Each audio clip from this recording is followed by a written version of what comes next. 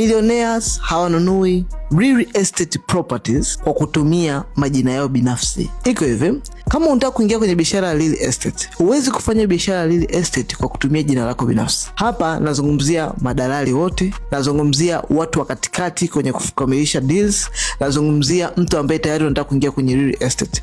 Real estate ni biashara ambayo inanunua properties, inazimaintain, inaziuza, ama inazinunua kwa level fulani ya pesa kuja kuuza kwa level fulani ya pesa, ama ina develop properties, ama inakuja na idea na kuzimaintain properties. Huwezi kufanya biashara kama hii kwa kutumia jina lako binafsi. Jina lako binafsi ni riski kiasi kwamba lolote linaweza likatokea kwenye jina lako binafsi, ukashtakiwa, ama sehemu yote mikopo na everything, mali zako zote hizi real properties zitakuja kufanyiwa compensation kwenye maisha yako binafsi kwa sababu tu hazina protection. Ukiwa unafanya project kubwa kama hizi, kwa mfano real estate, huwezi kufanya real estate kwa kutumia majina yako. Vitu vyako vyote vinaweza vikakufuata mahakamani kwa sababu tu havina limitation. Ukitaka kumiliki real estate properties, the only option ni kusajili kampuni. Alafu kampuni yako ndio inatumia kumiliki hizi properties zote, kwa sababu zitahitaji kumachua, zitahitaji kuchukua time, zitahitaji karabati, zitahitaji zipate time na everything. Kwa nini tunafanya hivi? Kwa sababu kampuni ina kitu inaitwa limited liability protection. Hii protection ni advantage ama ni upendeleo maalumu walionao kampuni, kwamba inamtofautisha kati ya mmiliki wa kampuni, yani maisha yake binafsi, na kampuni yenyewe. So mali za mmiliki wa kampuni zikiguswa kwa sababu ya matendo yake anayoyajua yeye, haiwezi kuja kuguswa mali za kampuni. Ndio maana kwa mfano, kama mpo kwenye ndoa, mpo ni watu wawili watatu, mnataka kununua properties za real estate, usiende peke yako au msichange kwamba tutachanga.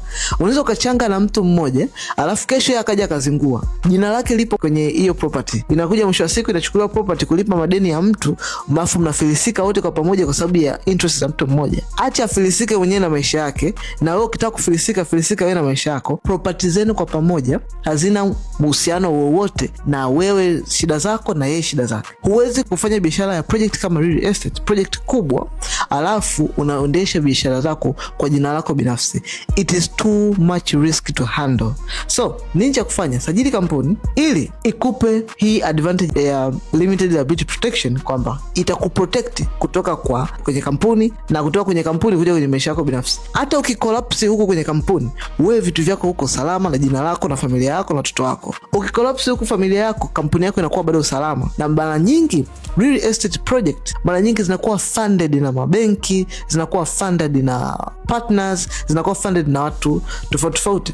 Sasa itakuwa ni riski kupoteza fund nzima ya mabenki na makolokolo kwa sababu ya maisha yako binafsi, au itakuwa ni hatari kuriski maisha yako kwa sababu ya project ambazo zinakuwa funded na watu wengine. So the only safe space ni kusajili kampuni. So kama umeolewa dada na mume wako mnafanya naye project za real estate, hakikisha mnasajili kampuni. Ujue yeye atapitia nini, ujue utapitia nini. Ikitokea shida zinamkuta, zimkute individually, kampuni yenu isimame. Na kama bro uko na watu wanafanya nao kazi, ama unatarajia kufanya kazi sehemu ndio kuchukua fund na nini, na unajua kabisa unahitaji kupata portfolio ya kutosha ili kwenda benki kuomba pesa ama fund kwa ajili ya kusponsor vitu vyangu, usifanye kama individual, fanya kama kampuni. Sajili kampuni, ingia benki ukiwa na portfolio yako nzuri ambayo imesimama. Benki itafund kampuni, haitokufandi wewe Juma au Mwajuma as individual. Comment neno usajili hapo chini, tutakaa chini tutakupitisha hatua kwa hatua mpaka ukamilisha usajili wa kampuni yako.